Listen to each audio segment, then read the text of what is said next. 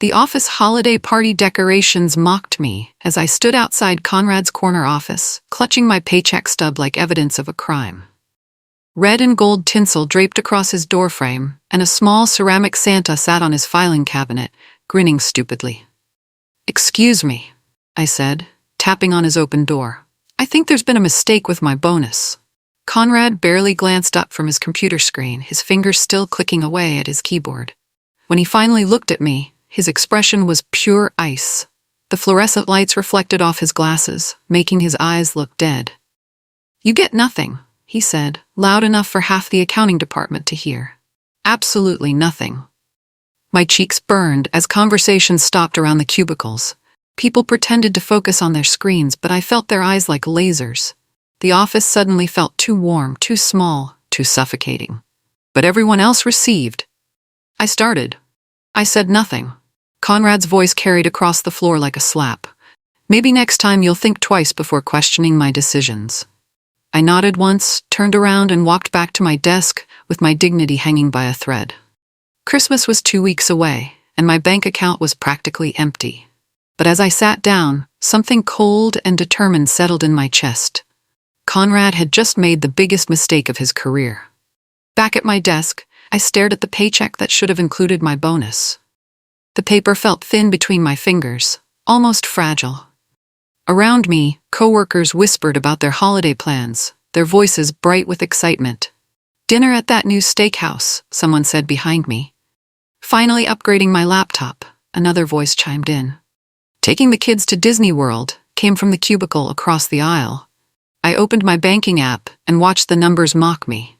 The balance was pathetic, even more so when I calculated what the bonus should have added.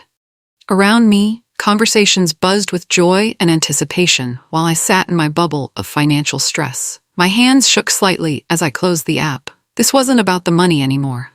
Well, it was about the money, but it was also about something bigger. It was about respect, about fairness, about being treated like a human being instead of a disposable resource.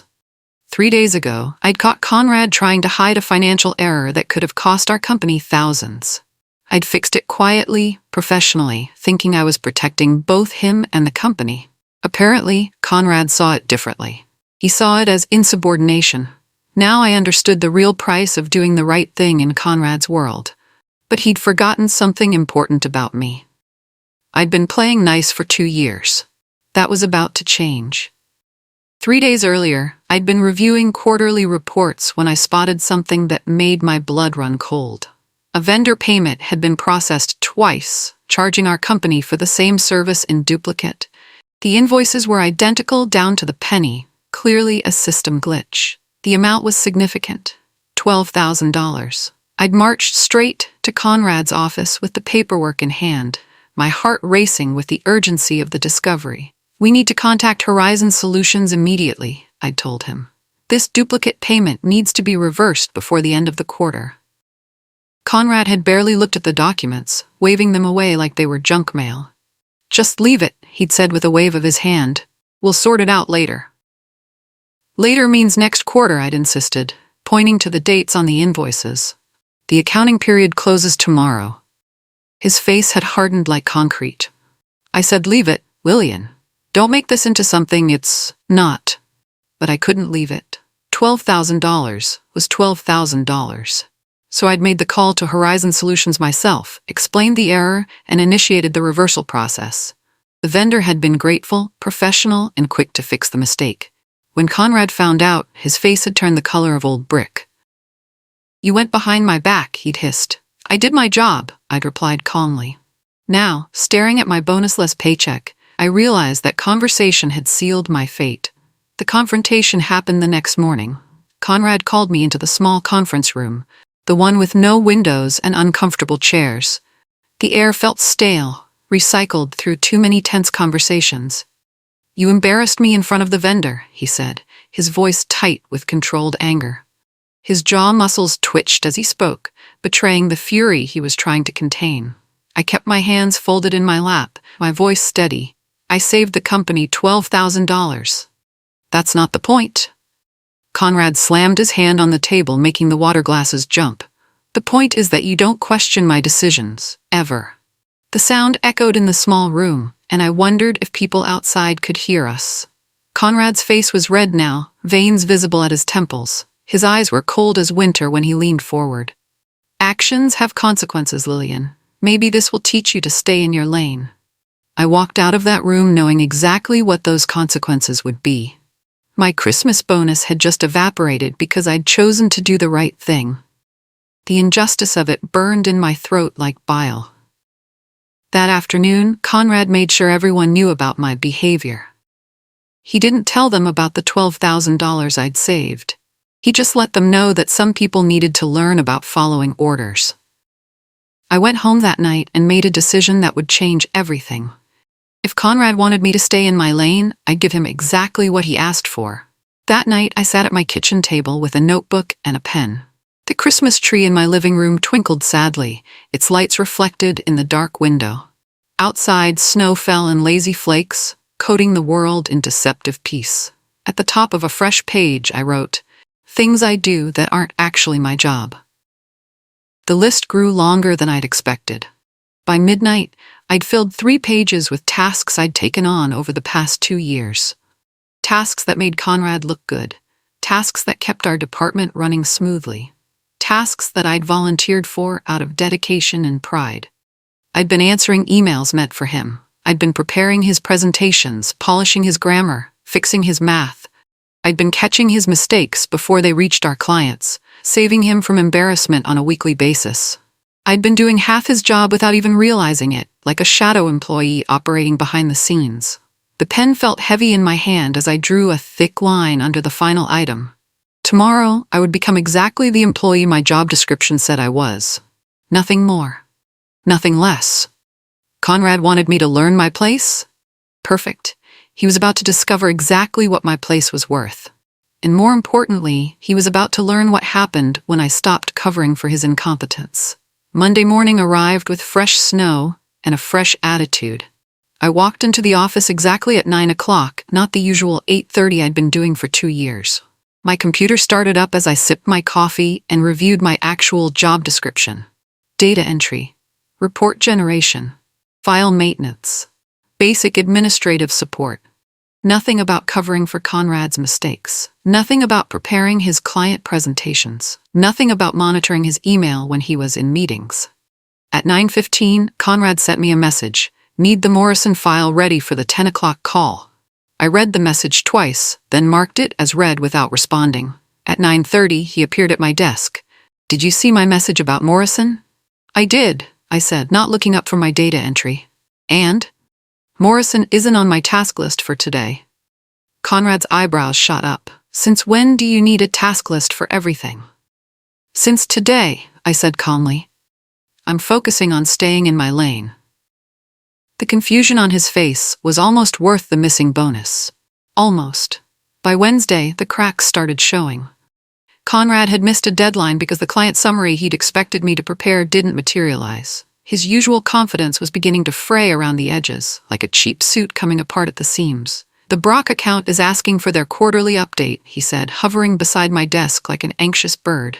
His cologne was stronger than usual, probably applied hastily in the bathroom. Okay, I replied, continuing to type my monthly data report with deliberate focus. Okay, I understand they're asking for it.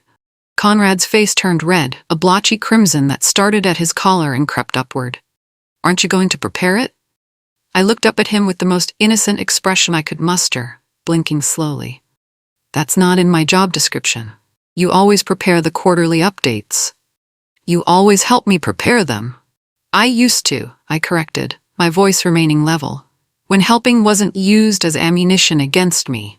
Conrad opened his mouth, then closed it. He looked around the office, but everyone was suddenly very busy with their computers. The typing sound seemed louder than usual, a symphony of deliberate distraction. Right, he said finally. I'll handle it myself. He stalked back to his office and closed the door harder than necessary. Through the glass, I could see him frantically searching through files. The quarterly update was due by 5 o'clock. It was already 3:30. The Brock call was scheduled for Thursday morning. I knew because it was on the department calendar, visible to everyone. The bright yellow reminder had been staring at us all week like a warning sign. What I also knew, but Conrad apparently didn't, was that Brock's account had specific formatting requirements for their reports. Requirements that I'd been handling for the past year, while Conrad took credit for our excellent client relationships. At 9:15 Thursday morning, I watched Conrad dial into the conference call from his office. Through the glass wall, I could see him shuffling through papers, looking confident. His posture was straight, his smile visible even from across the room. At 9:45, his confidence had evaporated. His face was red, his gestures increasingly frantic. Papers flew across his desk as he searched for information that wasn't there. At 10 o'clock, he ended the call and sat in his chair, staring at his desk like it might hold answers. 10 minutes later, my phone rang with the sound of defeat. "Lillian, can you come in here?" I found him looking smaller than usual behind his big desk, his shoulders hunched in a way I'd never seen before. "The Brock call didn't go well," he said quietly. "I'm sorry to hear that. They want the report reformatted by tomorrow." "Okay." We stared at each other for a long moment. Finally, Conrad said, "You always know how to format their reports." "I used to," I said, "when my help was appreciated instead of punished." Friday arrived with an email that made my heart race. It was from our regional manager asking for a meeting with both Trevor and me about recent client concerns. Trevor looked sick when he got the same message. He tried one more time to get me to help him prepare. "Please," he said, his voice strained. "I know we've had our differences, but we're a team here." "Teams treat each other with respect," I replied. "They don't scream at teammates and take away their bonuses for doing good work." "I can't fix the bonus issue right now," he stammered, "but maybe after this client situation." "Maybe isn't good enough," I said. "I've learned that promises from you don't mean much." The meeting with our regional manager was scheduled for Monday. Trevor spent the weekend in the office, trying to put together explanations for the recent problems. I spent the weekend at home, reading a good book and feeling more relaxed than I had in months. Sometimes the best action is no action at all. Monday's meeting arrived like a storm cloud. Regional Manager Patricia Hayes sat across from us in the conference room, a stack of client complaints in front of her. "I'm hearing concerning things," she began.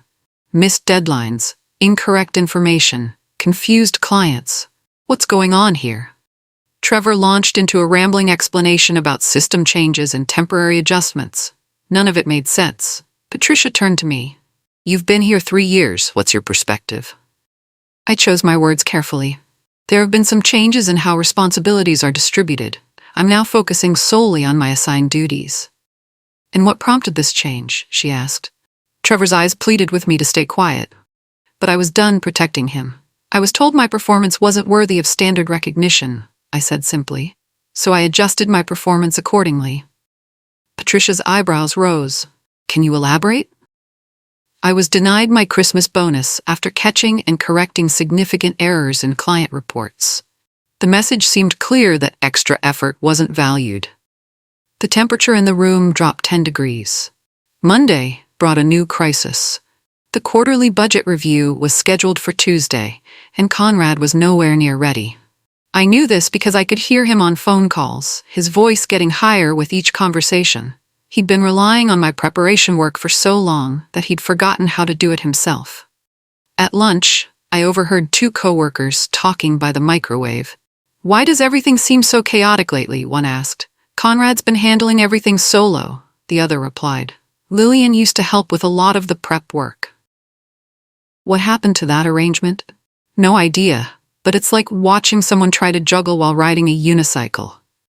I ate my sandwich quietly, listening to Conrad's voice carry from his office as he tried to explain budget variances he didn't understand. The irony wasn't lost on me. For 2 years, I'd been making Conrad look competent. Now that I'd stopped, his true abilities were on full display. Tomorrow's budget review was going to be very interesting. Tuesday's budget review started at 9 a.m. sharp. I arrived at the conference room with my laptop and notebook, ready to take the minutes as requested. Conrad sat at the head of the table, a stack of papers in front of him that I knew he'd printed 10 minutes earlier.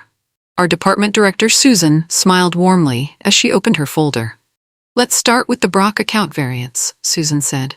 Conrad shuffled through his papers. Yes, the Brock account. They're experiencing some fluctuations. What kind of fluctuations? The usual kind, Conrad said vaguely. Market factors and such. I kept my face neutral as Susan's smile became more strained. Brock's variance was due to a reporting error Conrad had made in October.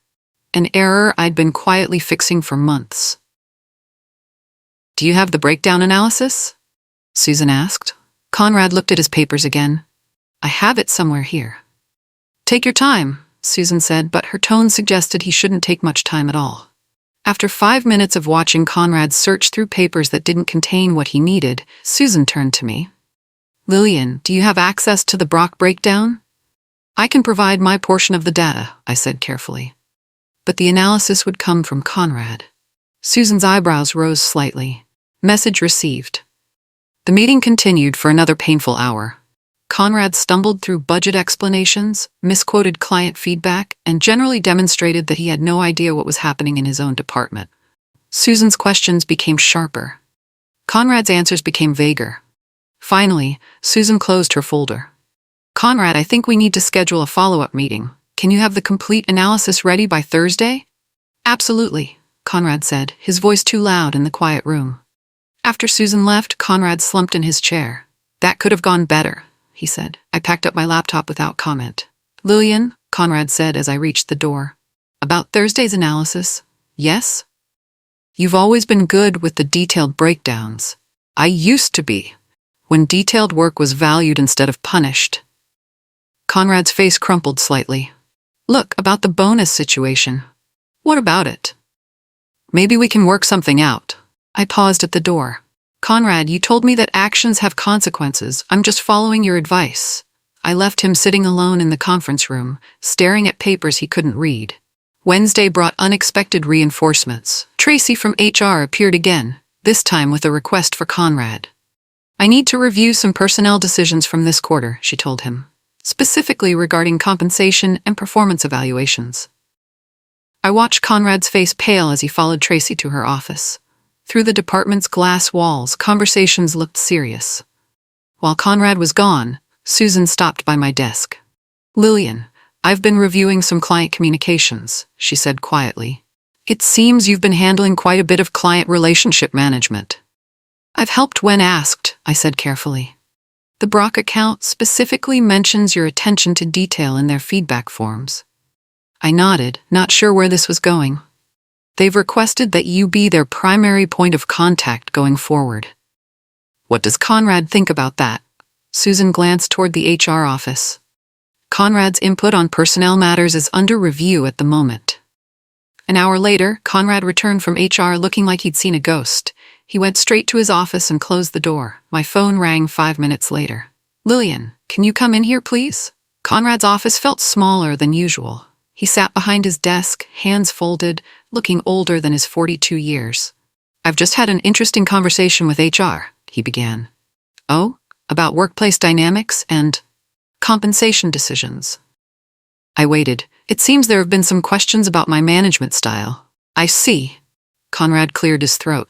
The thing is, Lillian, I may have reacted poorly to the Horizon Solutions situation. May have? Did react poorly, definitely did. We sat in silence for a moment. Finally, Conrad spoke again. I need your help, he said quietly. The Brock analysis, the budget review, all of it. I can't do this without you. A few days ago, you told me I get nothing for helping. That was wrong. I was wrong. And now? Conrad looked out his window at the gray December sky. Now I'm asking, officially asking. I studied his face.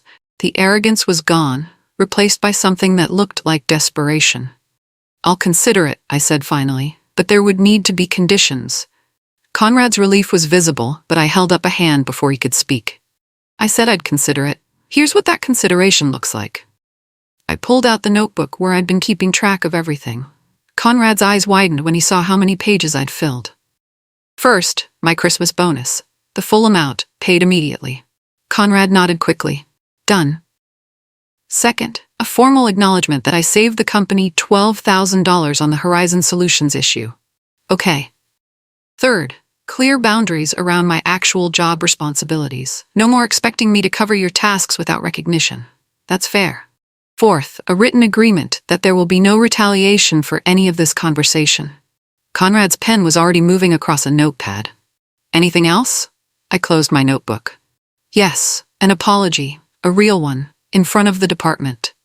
Conrad stopped writing. An apology? You humiliated me publicly when you announced I would get nothing. The correction should be equally public. Conrad's face went through several expressions before settling on resignation. When? Tomorrow's department meeting, before you ask for my help with Brock. Thursday morning arrived with fresh snow and fresh possibilities. The entire department gathered in the main conference room for our weekly meeting. Conrad stood at the head of the table, looking nervous. Before we start with regular business, I have something to say. The room went quiet. I could hear the heating system humming in the walls. Last week, I made a decision about Christmas bonuses that was unfair and inappropriate, Conrad began. I let personal frustration cloud my judgment. He glanced at me, then continued. Lillian saved our company significant money by catching an error I would have ignored. Instead of thanking her, I punished her. Someone shifted in their chair. The silence felt heavy. I was wrong. Lillian's bonus will be restored immediately, with my apologies. Conrad sat down quickly, his face red. Around the table, my coworkers exchanged glances. Thank you, I said simply. Now, shall we discuss the Brock analysis? For the next hour, we worked through the budget details. Conrad asked questions instead of pretending he had answers. I provided information instead of withholding it. It felt like the beginning of something different. The changes weren't immediate, but they were real. Conrad started including me in client calls from the beginning instead of panicking when they went wrong. He stopped taking credit for work I'd done and started acknowledging my contributions in emails to upper management. Most importantly, he stopped treating my competence as a threat to his authority. I've been thinking, he said during our Friday check-in, about the Brock account request. What about it? Susan was right. You should be their primary contact. You understand their needs better than I do. I looked up from my computer. What would that mean for my role here? A promotion. Client relationship manager. Better pay, better title, and you'd be okay with that. Conrad leaned back in his chair. Lillian, I spent 3 days trying to do my job without your help. I barely survived. I'd rather work with you than against you. That's a significant change in perspective. Getting called into HR will do that to a person. We both laughed, and for the first time in months, it felt genuine. The Brock promotion became official the following Monday. Along with it came a salary increase that made the Christmas bonus seem small in comparison. But the real victory wasn't financial. It was walking into the office knowing that my work mattered, that my contributions were recognized, and that doing the right thing wouldn't be used against me. Conrad and I settled into a new working relationship built on mutual respect instead of hidden resentment. He handled strategy and client acquisition. I managed the details and client relationships. It turned out we made a good team when we weren't working against each other. 3 months later, our department received recognition for client satisfaction improvements. Susan presented the award to both of us, noting our collaborative approach to problem solving. Conrad stepped aside and gestured for me to accept the award. This belongs to Lillian, he said. She's the one who turned things around. Standing there with the crystal trophy in my hands, I thought about that awful December day when Conrad had screamed that I would get nothing. He'd been wrong about that. I'd gotten everything that mattered: respect, recognition, and the knowledge that I was strong enough to demand what I deserved. 6 months after the Christmas bonus incident, Conrad called me into his office for our quarterly review. I've been thinking about that day in December, he said without preamble. Which day? You know which day. The day I told you that you get nothing. I set down my coffee cup and waited. I've been in management for 8 years, Conrad continued. I thought leadership meant making people afraid of disappointing me. And now? Now I think leadership means making sure people aren't afraid to do the right thing. Conrad handed me a folder. Your performance review. But more importantly, there's something else in there. I opened the folder to find my review marked "Exceeds Expectations" in every category. But underneath was something unexpected, a recommendation letter. For what? The regional manager position that's opening up next month. I think you should apply. I stared at the letter. You're recommending me for a position above yours? The best managers create other managers, Conrad said. It took me a while to learn that, but some lessons are worth learning late. The interview process took 3 weeks. During that time, Conrad made sure I had everything I needed: time off for interviews, references from client contacts, and coaching on presentation skills. Why are you helping me leave? I asked him one afternoon. Because you're not leaving, Conrad said. You're growing. There's a difference. The day before my final interview, Conrad pulled me aside. Whatever happens tomorrow, I want you to know something, he said. You taught me what good management looks like. You did that by refusing to accept bad management. It wasn't personal, Conrad. Yes, it was, and it should have been. When someone treats you badly, making it personal means you value yourself enough to demand better. The next morning, I walked into the regional office building with confidence I'd earned through months of standing up for myself. The interview went well. Very well. I got the job. The call came on a Friday afternoon while I was reviewing client reports. Susan delivered the news with a smile I could hear through the phone.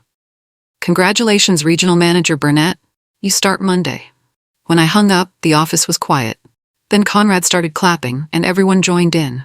Speech. Someone called out. I stood up, looking around at faces that had become familiar over the past 2 years. Some had watched me get humiliated in December. All of them had watched me fight back. 6 months ago, I learned that sometimes you have to stop saying yes to the wrong things before you can say yes to the right things, I began. I learned that helping people who don't value your help isn't helping at all. It's enabling.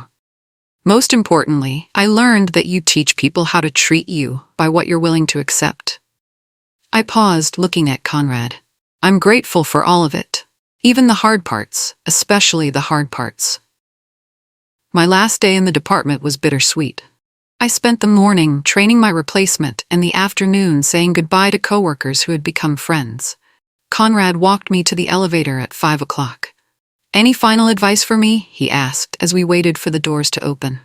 Remember that your team's success is your success. Their growth is your growth.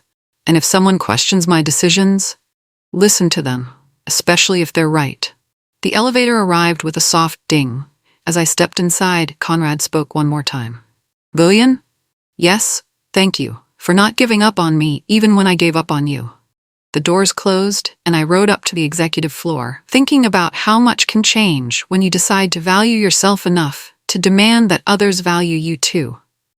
My new office had windows that looked out over the city. On my desk sat a nameplate that read Lillian Burnett, Regional Manager, and a small card from my old department. Thanks for showing us what standing up for yourself looks like, it read. Inside were signatures from everyone, including Conrad. His note was longer than the others. You were right about everything. Keep teaching people what good management looks like. I pinned the card to my bulletin board next to my calendar and started planning my first department meeting as a manager. The lessons I'd learned in December would guide every decision I made. Treat people with respect, value their contributions, and remember that good employees aren't afraid to question bad decisions. They were afraid to work for managers who punished them for being right. 1 year later, I received an email that made me smile.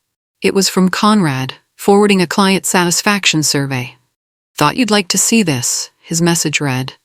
Client retention is up 30% since you implemented the relationship management program. The approach you taught me is working.